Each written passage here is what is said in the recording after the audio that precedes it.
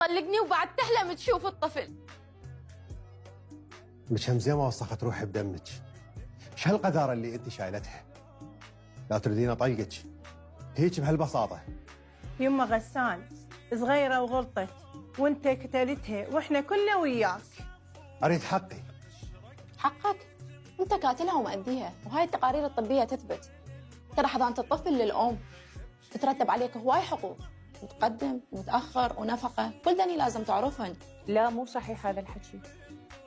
بعدين المحكمة تحكم للبيئة الأنسب والأصلح لتربية الطفل، وهو طالما وياه دليل فأكيد المحكمة راح توقف وياه. عموما هسه هذا الكلام يعني كله زايد وسابق لأوانه، كله حكي ولغوة وجدل. خلونا نفكر بعقل لمصلحة الطرفين.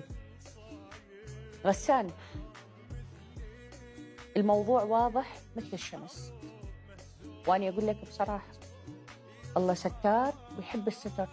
هي زوجتك وأم ابنك، وانت لازم تفكر انه هذا الطفل مستقبله راح يضيع، يعني راح يتيه بالحياة، وخطيته راح تكون برقبتكم انتوا الاثنين. القضية خلصانة ست، وابني انا اعرف اربيه، ولا يطلع شاهد حدث سمع الوسخة هاي. وانتو والله العظيم لا حيركم بزمانكم، تتنازلون عن كل شيء غصبا عليكم. فلوس ايجار بدة العرس ترجع لي، المي شربتي لبيتي ارجعك، سمعتي لو لا؟